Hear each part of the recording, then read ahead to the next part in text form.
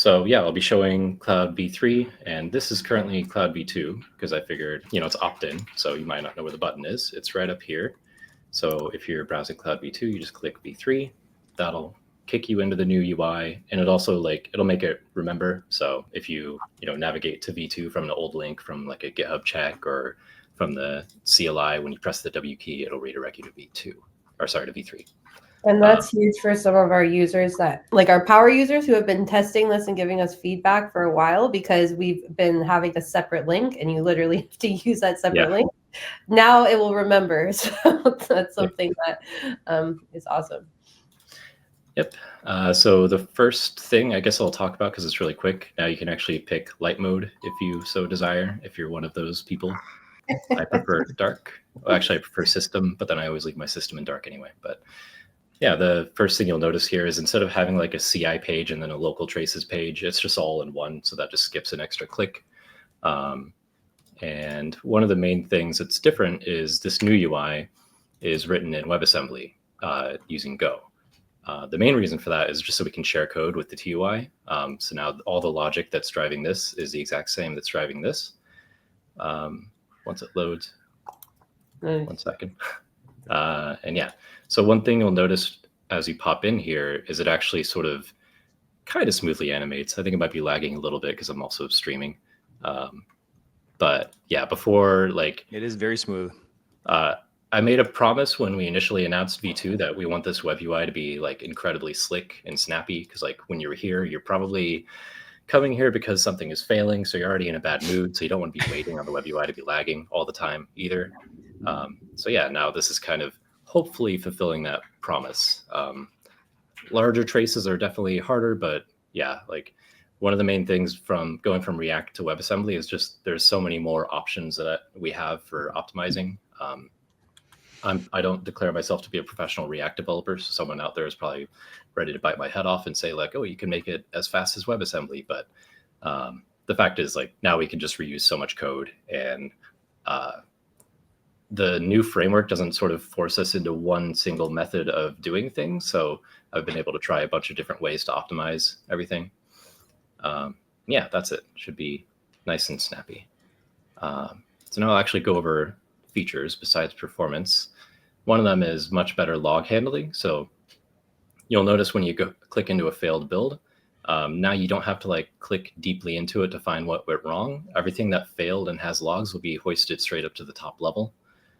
So now you can see, this actually failed deep under go test some, and then the exec that actually ran the tests, and then beneath the runtime suite, and then beneath the build kit suite. But here I can just see it right up top. And this heuristic is basically, as long as there's sort of a chain of, parent child that failed, and there's logs to show, it'll just bubble it up. The other new thing is there are breadcrumbs, which I kind of pointed out already here. So now there's much faster navigation. Before you'd have to kind of pop up one level at a time, but now you can arbitrarily jump up and down the tree, which is much nicer. Yeah. There's also much better logging functionality. Before, it would kind of just render all of the logs at once, which if you had, hundreds of thousands of lines, which sometimes we do because we run the Dagger engine for our integration tests, it would kind of just choke your browser and die. Now we'll actually only render 1,000 lines at a time, and it will render from the bottom up, which is usually where the things you're looking for are. And you can kind of tell it to render more. If I end up on a large build, I'll demo that, but there's a play button that shows up here. The other thing is you can also grep the logs. So here I search for debug, kind of unfortunately not readable there because it's purple on yellow, but it highlights the matches. You can expand to show context for matches, things like that. So yeah, the logging setup is just overall much, much better, should perform a lot better, should let you find what you're looking for a lot better. Also, when you have it render everything, if you don't want to use this filter thing, you can just use regular old browser control F, which is how I preferred to use it before, but it's just browser kind of chokes when you have 300,000 lines of output.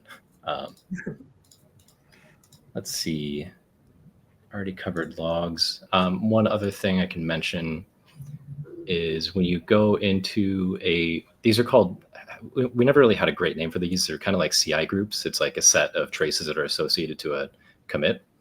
Now with one thing that you have here is you'll see all the traces, and then you'll also see this nice timeline. So you can actually see, when one trace started and finished. Before you kind of had to click into each of them and get an idea, but now you can see, oh, my whole like end-to-end CI suite, started here and then ended many hours later, if that's what it actually took.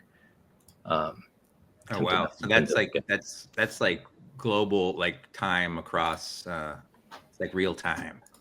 Yeah. Show it for one of our production CI builds, just to I'm get a doing sense it for what that off looks screen, like when you're using Dagger for all your CI. Here's a bigger one. Yeah, wow. This is much more impressive. You can see what's happening in parallel, and this is a CI job for Dagger that's currently running live on GitHub Actions. Yep. It just happens to be configured to run a bunch of Dagger pipelines, of course, and we can go see not just a raw flat wall of text to see what's happening. We can actually see like the structure of what's happening in real time. Basically, it's pretty. Yeah. I love going to the dashboard and just seeing stuff happening ambiently, especially for a distributed team. It's so cool. Yeah, like Andrea working on secret providers. Yeah, exactly. I got pinged by Jeremy the other night. He was like, "What are you working on? That looks cool." Yeah, there's a lot more sort of passive information because like these local traces show what everyone's up to, shows their faces and stuff. I've been creeping on other people, like messing around with the shell sometimes. Yeah. What are you up to? You can even show. You should show the terminal. Actually, hold on. Let me go to that terminal right now. That's me prepping for my demo. Wait, where is it? Yeah, go for it. No, I don't know where it is. Okay. Oh, hold on. Do you see it? One second. See, which one is it? I don't know. Wait, let's go. You can start a new one. Which your open sessions is it? Let's see. I only have one. Oh, yeah. No, that's There's two. That's the one. That's the one. Yeah. Okay. So now let me open a terminal. Let me just fire up a container and open a terminal real quick. Oh, there we go. Oh, nice. What? Okay, I'm going to say a disclaimer here because this is probably not what you're typing. Oh, well. Yeah. The output works. There's a technical detail here. If I close and re-expand, it should work. It's our anagram generator, isn't it? Isn't that like a feature? It's because like everything comes in async and then we try to like get it to the client as fast as possible. So sometimes it gets a little jumbled. But if you like close and refresh, let's see. Okay. No, never mind. I was gonna try to run Dagger inside Dagger, but I'm gonna derail your demo if I do that. That's fine. No, actually, let's do it just to show, because this always blows my mind just how well designed this whole tracing situation is. Let me just what's this fastest way to do that? Oh, I guess I'll just download the official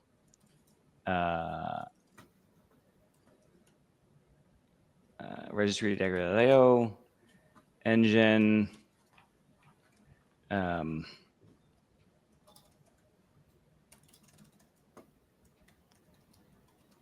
Okay, I'm running that.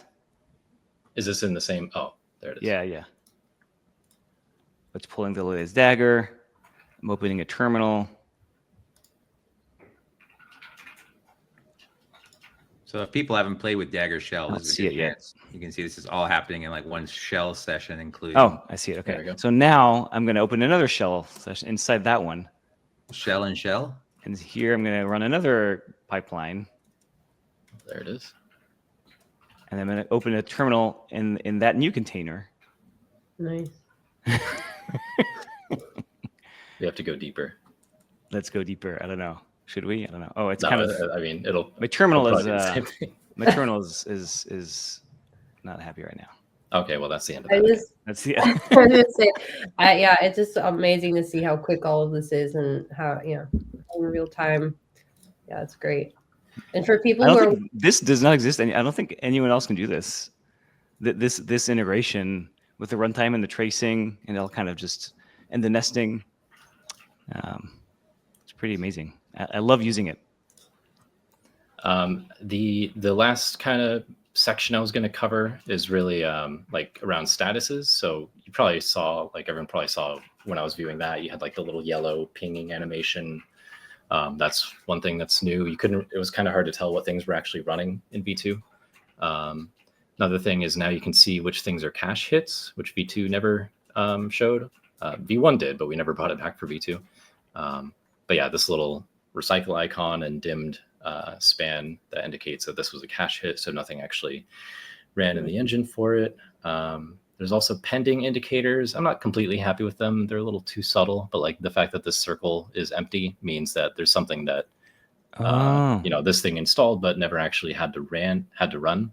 I think it's that this has like a default container that it sets up, but we just never use. So that ends up fooling it into thinking that it's pending. So yeah, there's some parts that still need to be patched up. Yeah, Did anyone else figure that out already? Probably not. I didn't know that. I didn't know that. Little Easter eggs in the tool. Yeah. That also is a reminder. If you tried Dagger Cloud and you're wanting to test out, like Alex said, you just switch over to the V3 beta. If you haven't tried Dagger Cloud at all yet, same thing. You're going to log into Dagger Cloud, but you'll still have to switch to the V3 beta because it isn't beta. So we're redirecting you to kind of this new URL, and we also want tons of feedback. So if one of these, like Alex is showing you, if it's not clear or you feel like something's missing or you're running into issues, please let us know either on Discord or on the GitHub issues. It's really helpful for us to keep moving fast with these changes. But Alex, you also mentioned something around how this, you were able to build this faster and now kind of be like a front end engineer. You want to touch on that a little bit? Yeah, sure.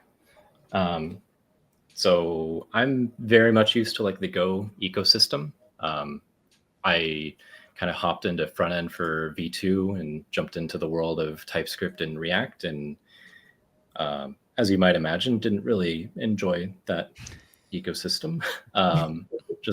There's just a lot for anyone that's worked in it. It's just kind of trying to work in quicksand. It's always ever shifting, world to be operating in, and it's a language that I don't need to talk about that much. Anyway, I like Go.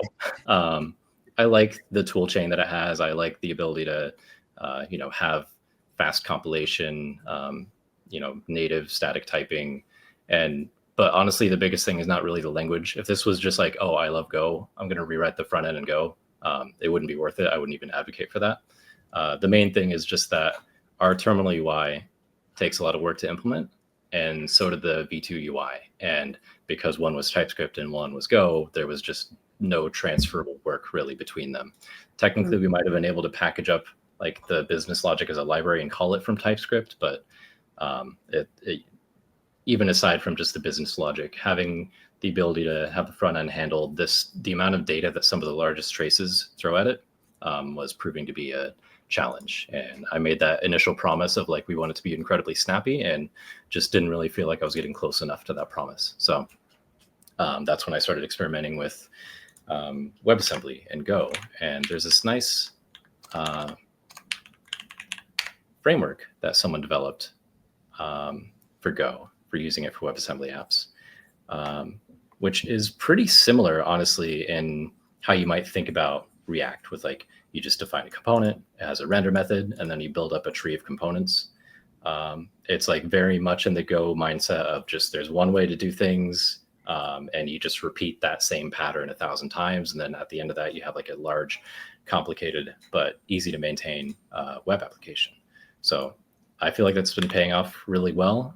We've already, the blog post before, we announced pretty much all the same features that I just announced here, with like the error log hoisting, the better statuses. There's just been so much sort of cross-pollination now between the terminal UI and the web UI. So we're able to deliver on both much faster, rather than before, where I'd have to kind of like take a month implementing terminal UI features and then take another month implementing the same thing in the web UI. Now we get to just leverage the same amount of work for both. Awesome. Yeah, honestly, for the exact team that we have, which is so Go centric and system centric, it's just perfect, right? We're like the perfect team to benefit from this change, as long as it worked, and it did.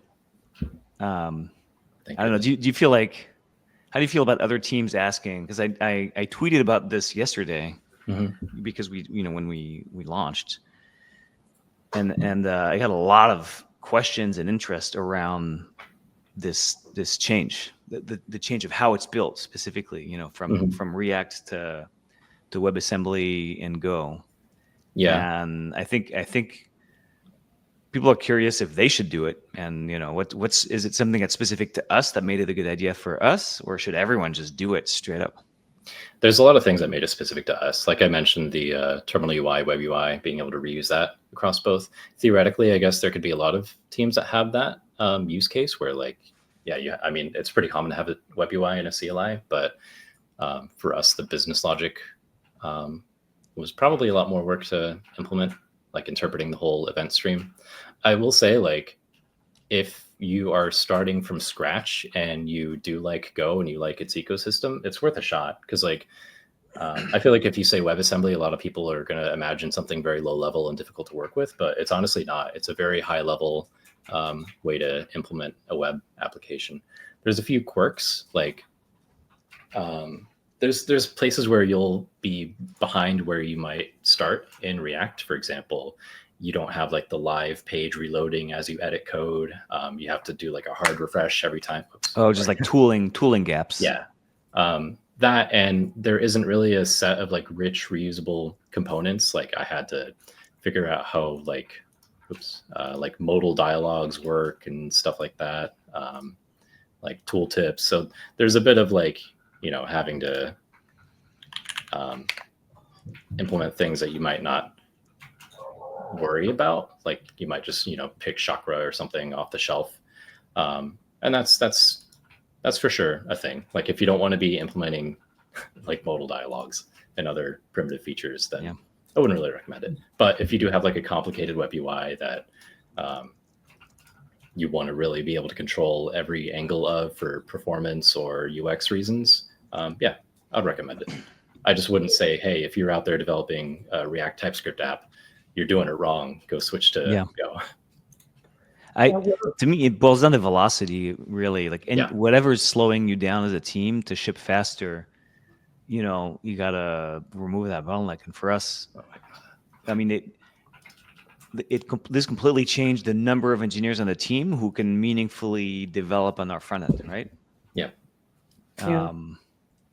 And then for any given engineer, it also, like you described, it just breaks down silos. So you have, as an individual engineer, you have more end-to-end sort of ownership of the stack, and then more engineers can participate. So that in our case, it was like, I mean, I feel much better about our velocity now. I'm just excited to see what's going to ship next.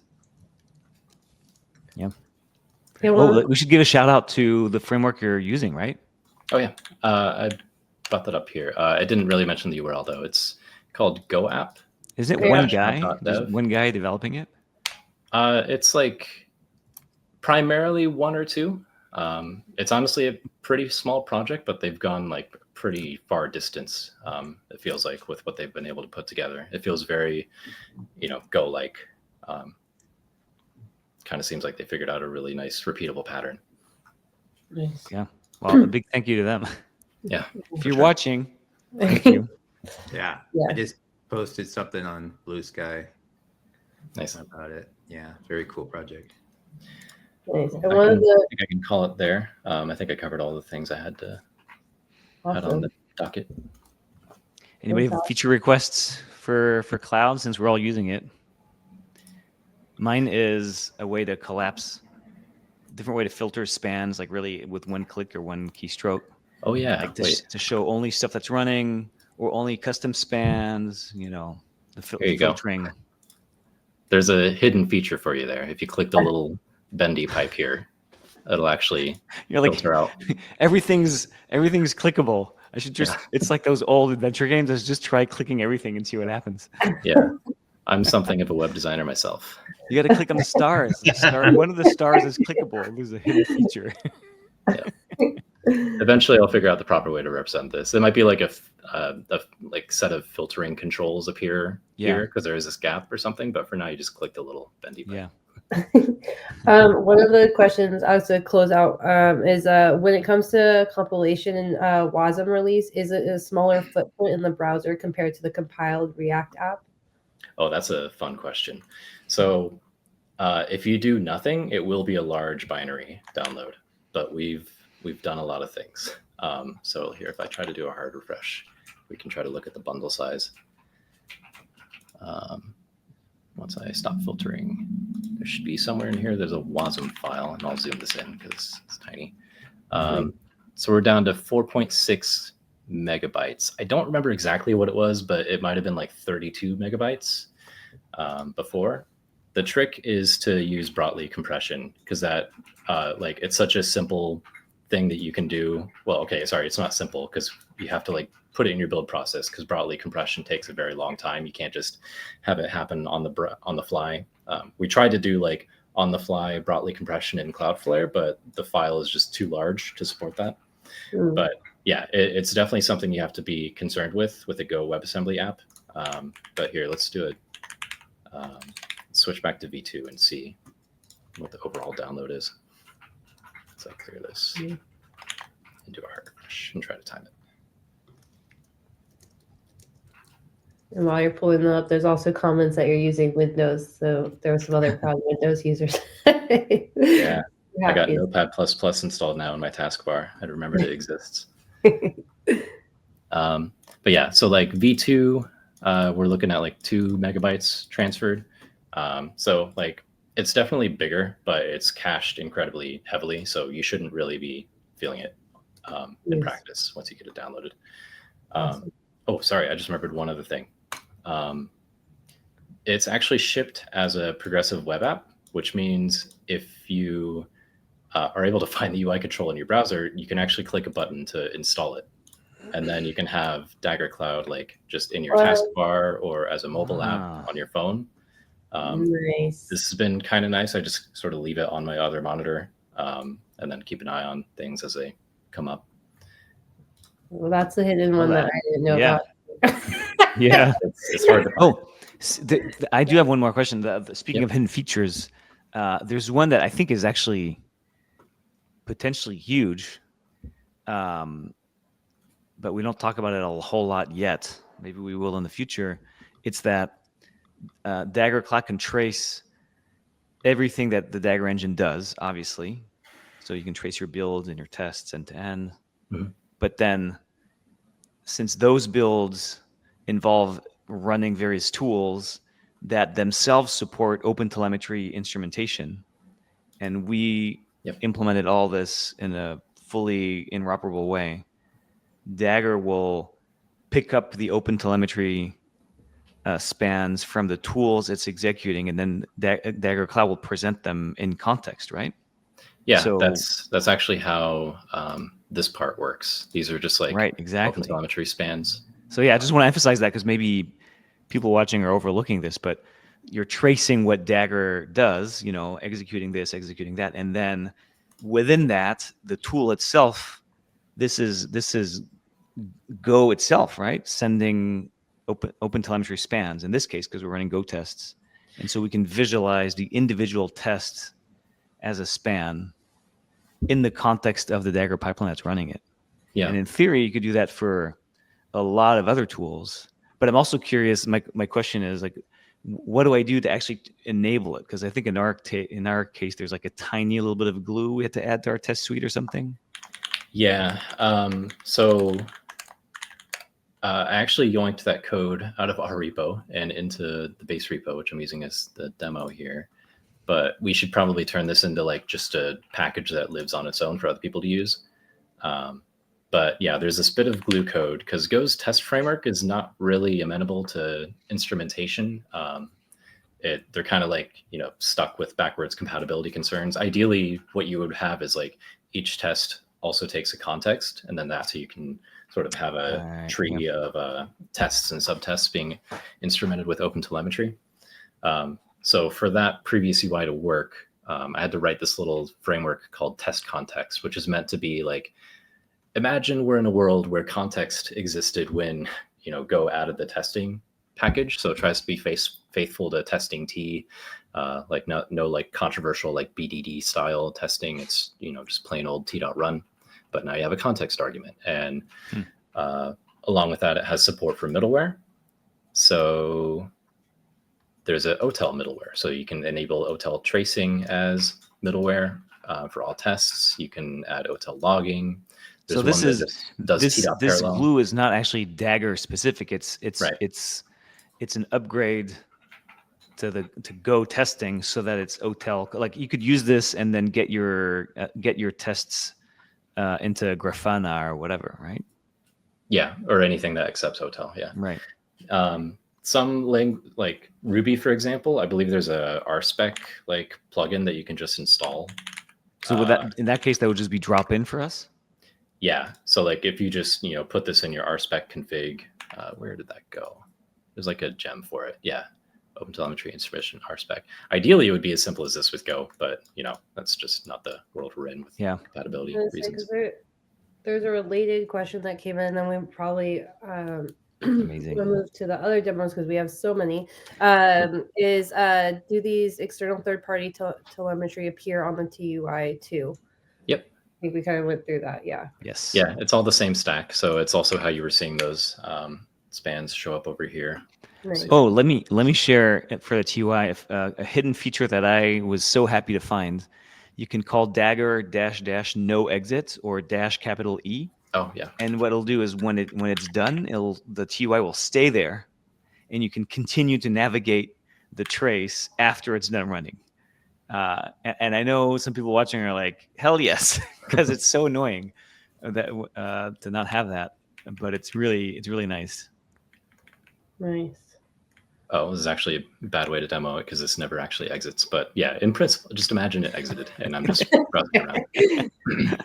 Awesome. Oh, because it's a long running service or something. There's a test that hangs that I have been meaning to fix for like over a year now. But yeah, these spans are just emitted with plain old OTel, and then the TUI picks it up, and it also gets sent to cloud. So that's how awesome. all that's working. Thank you so much, Alex, for the summary. This is really cool to see. It's always exciting when we even learn things on this, like the app experience. So great to see. Like we mentioned, if you're already on Dagger Cloud, go on there, log in right now, change it to V3. Let us know what you think about it. If you're catching any issues, please let us know about it as well. And then if you haven't done Dagger Cloud, sign up, and then you'll still have to do that V3 transition on the toggle on the top too. So very excited to have everyone in there and hear your feedback. So, thanks again.